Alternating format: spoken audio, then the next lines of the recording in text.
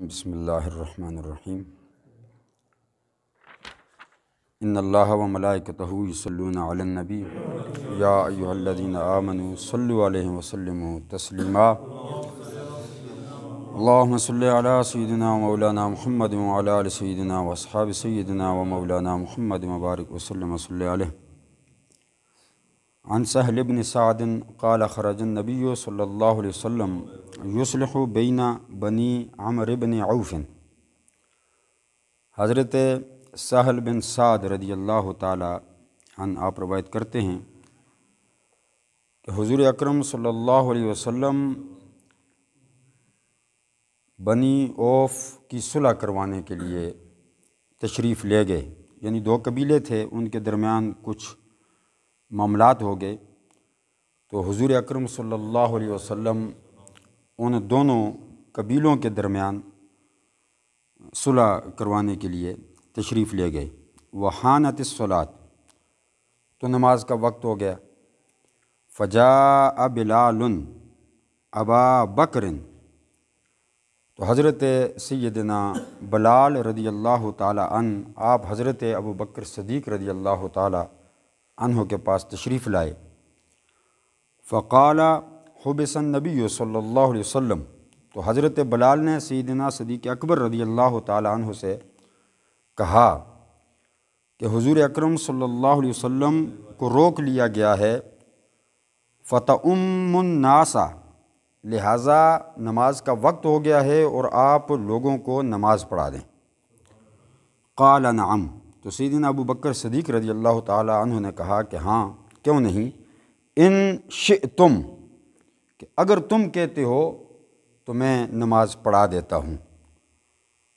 یعنی سیدنا صدیق اکبر رضی اللہ تعالی عنہ آپ کی بڑی فضیلت ہے، بڑا مقام اور بڑا مرتبہ ہے، یعنی بعد از انبیاء افضل البشر۔ اس کے باوجود جب حضرت بلال نے کہا کہ آپ ہمیں نماز پڑھا دیں، حضور نہیں آئے، حضور کو تاخیر ہو گئی آنے میں، تو آپ ذرا غور فرمائیں اس بات پر کہ سیدنا صدیق اکبر کے جملے کیا تھے کہ قال نعم ان شئتم، ہاں میں پڑھا دیتا ہوں اگر تم کہتے ہو، یعنی کہ امام اس بندے کو ہونا چاہیے جس کو لوگ پسند کرتے ہوں، لوگ اپنی مرضی سے جس کا چناؤ کریں، جس کو امامت کے مسئلے پر کھڑا کریں، جو لوگوں کو اچھا سمجھتا ہو اور لوگ اس کو اچھا سمجھتے ہوں۔ یعنی جس امام کے پیچھے لوگ نماز نہیں پڑھنا چاہتے تو اس کو امامت کرنی ہی نہیں چاہیے۔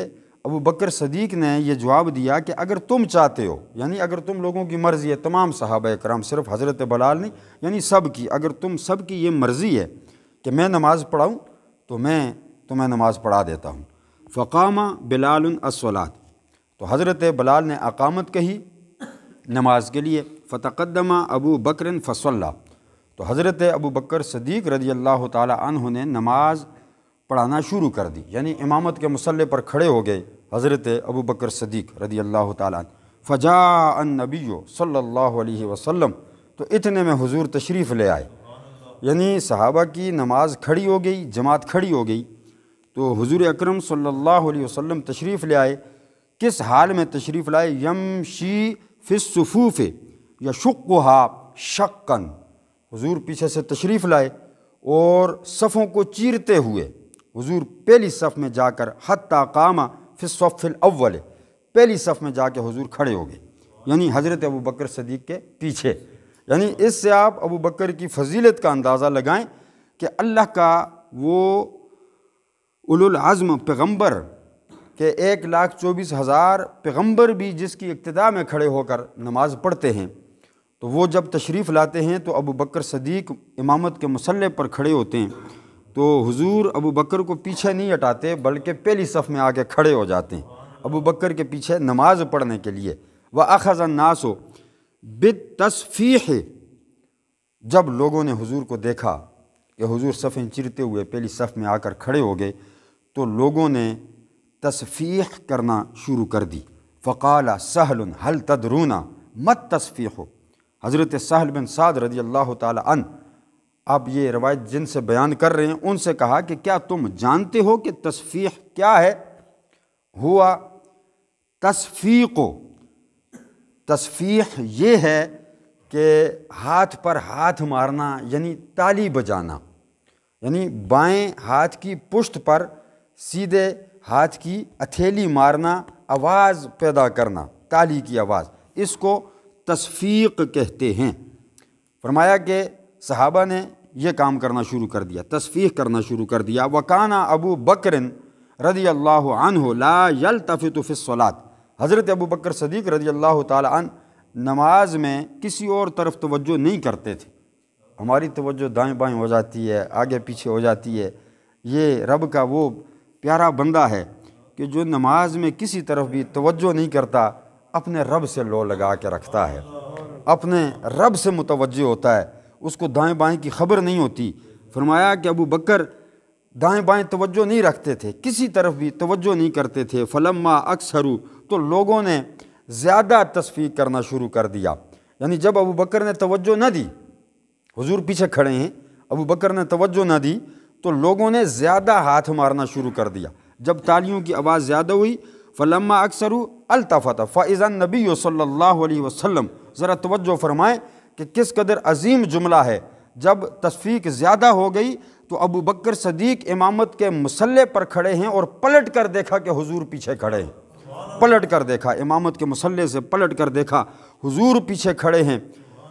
اللہ اکبر۔ فاذا النبی فی الصف، حضور صف میں کھڑے ہیں۔ فاشار الیہ مکانک، حضور نے پیچھے سے صف سے ابو بکر کی طرف اشارہ کیا، اپنے مقام پر رہو، جس جگہ پر کھڑے ہو ادھر ہی رہو، نماز پڑھاؤ۔ فرفع ابو بکر یدیہ، تو ابو بکر نے ہاتھ اٹھا دیے، ہاتھ کھڑے کر دی، نماز ہو رہی ہے صحابہ کی نماز ہو رہی ہے۔ یہ نماز ہے، اس کو نماز کہتے ہیں کہ جو نماز حضور کا ادب سکھاتی ہے۔ حضور نے اشارہ بھی فرمایا کہ ابو بکر نماز پڑھاتے رہو، اپنی جگہ پر کھڑے رہو۔ اللہ اکبر۔ فرفع ابو بکر یدیہ فحمد اللہ، ابو بکر نے ہاتھ اٹھا دیے اور اللہ کی حمد و ثنا بیان کی۔ کس بات پر حمد و ثنا بیان کی؟ اس بات پر حمد و ثنا بیان کی کہ اے اللہ تیرا شکر ہے، تمام تعریفیں تیرے لیے ہیں، کتنی عظیم بات ہے یہ میرے لیے، کس قدر سعادت کی بات ہے کہ تیرا محبوب مجھے اس قابل سمجھتا ہے کہ میں امامت کے مصلی پر کھڑا ہو کر اس کو نماز پڑھاؤں۔ اس بات پر اللہ کی حمد و ثنا ابو بکر نے بیان کی۔ ثم رجع القہقرا وراءہ، بس پچھلے قدم پلٹے ابو بکر اور پیچھے صف میں آ گئے۔ فتقدم رسول اللہ صلی اللہ علیہ وسلم فصلی، تو حضور اکرم صلی اللہ علیہ وسلم نے آگے بڑھ کے صحابہ کو نماز پڑھائی۔ یہ وہ نماز ہے، ذرا غور فرمائیں، آپ نے حدیث پر توجہ نہیں دی شاہد، ذرا اس بات پر توجہ دیں کہ یہ وہ نماز ہے جو آدھی ابو بکر نے پڑھائی ہے، آدھی حضور نے پڑھائی ہے۔ کتنی عظیم بات ہے۔ بخاری کی اس روایت پر ذرا دیکھیں، صرف حدیثیں سننے سے کچھ نہیں ہوتا، حدیث پر توجہ دینی پڑتی ہے، اس کی گہرائی میں جانا پڑتا ہے، اس کی باریکی کو سمجھنا پڑتا ہے۔ آپ سمجھیں، یہ وہ نماز ہے جو کچھ حصہ نماز کا ابو بکر پڑھا چکے، کچھ حصہ وہ ہے جو حضور اکرم صلی اللہ علیہ وسلم نے آگے بڑھ کے پڑھایا۔ اور اس روایت میں یہاں تک ہی ہے، یہ روایت پہلے بھی امام بخاری لے کر آئے ہیں، میں بیان کر چکا ہوں مختلف الفاظ کے ساتھ۔ اس میں آگے یہ الفاظ ہیں، جب نماز سے فارغ ہو گئے تو حضور نے ابو بکر سے پوچھا کہ جب میں نے تجھے کہا کہ نماز پڑھاتا رہے، اس کے باوجود تو پیچھے آ گیا، کیوں آیا؟ تو ابو بکر نے عرض کیا کہ ابو قحافہ کے بیٹے کی کیا جرت کہ آپ کی موجودگی میں امامت کے مصلی پر کھڑا ہو کر نماز پڑھائے، میری غیرت نے گوارا نہیں کیا حضور، میں نے اس لیے مصلی چھوڑ دیا اور میں پیچھے آ گیا۔ اللہ اکبر۔ آخری روایت سن لیں، پھر اس کے بعد اجازت چاہوں گا۔ عن عبداللہ ابن مسعود، حضرت عبداللہ بن مسعود رضی اللہ تعالی عنہ روایت کرتے ہیں، قال كنا نقول التحیۃ فی الصلاۃ ونسمی وَيُسَلِّمْ بَعْضُنَا عَلَى بَعْضٍ، حضرت عبداللہ بن مسعود رضی اللہ تعالیٰ عنہ کہتے ہیں کہ ہم نماز پڑھتے ہوئے نام لے کر، بعض کا نام لے کر سلام بھیجا کرتے تھے نماز میں۔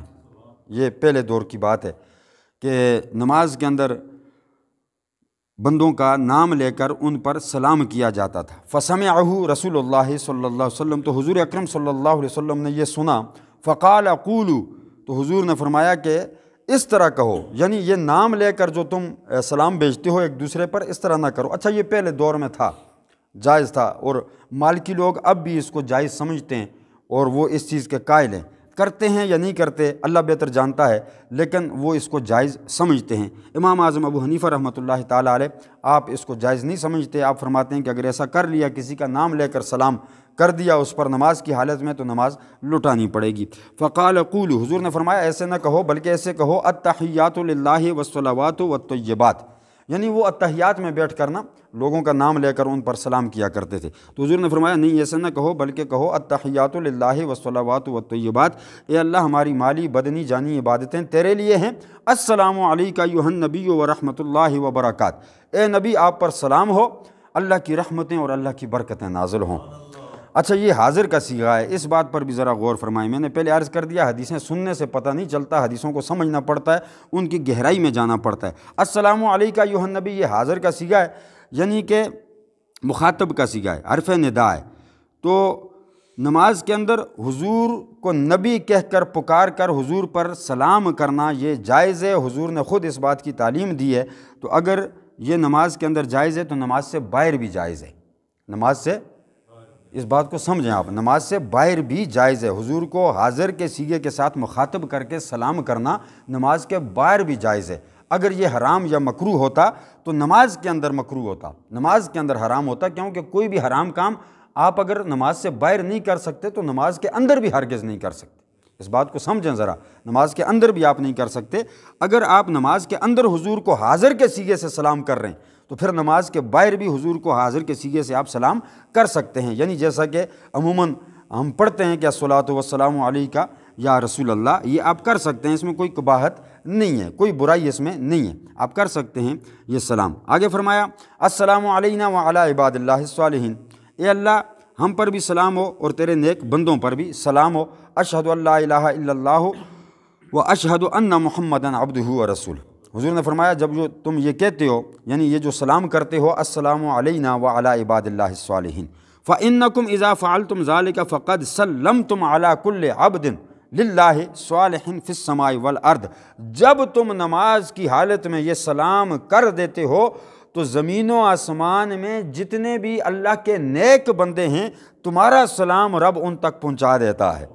یہ سلام ان لوگوں تک پہنچ جاتا ہے جو نماز کی حالت میں ہم لوگوں پر سلام کرتے ہیں، یعنی صالحین۔ تاکید فرمائی کہ جب تم نماز کے اندر سلام کرتے ہو تو اللہ تبارک و تعالیٰ تمہارا سلام زمین و آسمان میں جتنے نیک بندے ہیں ان تک یہ سلام پہنچ جاتا ہے۔ تو اسی طرح نماز کے باہر بھی سلام کرنے کی حضور نے تعلیم فرمائی کہ سلام کرنے میں پہل کرو۔ سلام ہم نماز کے اندر بھی کرتے ہیں، نماز سے باہر بھی کرتے ہیں۔ آخری بات یہی ہے کہ بعض کام ایسے ہیں جو نماز کے اندر بھی کیے جاتے ہیں، نماز کے باہر بھی کیے جاتے ہیں، اس میں کوئی قباحت کوئی برائی نہیں ہے۔ جیسا کہ عموماً اعتراض ہوتا ہے کہ جی جنازے کے اندر جب دعا کر لی ہے تو جنازے کے بعد کس لیے دعا کرتے ہیں؟ تو نماز کے اندر سلام کر لیا، نماز کے بعد سلام کرنے کی کیا ضرورت ہے؟ ضرورت اسی لیے ہے کہ حضور نے اس بات کی تعلیم دے دی کہ نماز کے اندر جب تم سلام کرتے ہو تو وہ سب لوگوں تک پہنچ جاتا ہے۔ اب باہر بھی حضور نے کہا کہ سلام میں پہل کرو۔ دعا ایک اللہ کی بارگاہ میں عاجزی ہے، انکساری ہے، کسی وقت بھی آپ مانگ سکتے ہیں، اس میں کوئی بات نہیں ہے۔ دین میں بعض چیزیں ایسی ہیں جن پر ہم بلا وجہ جرا کرتے ہیں، بحث کرتے ہیں، ایک دوسرے کی مخالفت کرتے ہیں، جب کہ وہ ایسی بات ہوتی نہیں ہے، اس میں کوئی حرج نہیں ہوتی۔ نہ قرآن نے اس پر کوئی قدغن لگائی ہوتی ہے، نہ حدیث نے اس پر کوئی قدغن لگائی ہوتی ہے۔ بس ہم اپنی انا میں پھنسے ہوئے لوگ ہیں، اپنی انا کی وجہ سے ہم ایک دوسرے کو برا بھلا کہہ دیتے ہیں، جبکہ اسلام اس بات کی تعلیم ہمیں نہیں دیتا۔ اللہ تبارک و تعالیٰ ہمیں صحیح معنوں میں دین کی سمجھ عطا فرمائے۔ وآخر دعوانا ان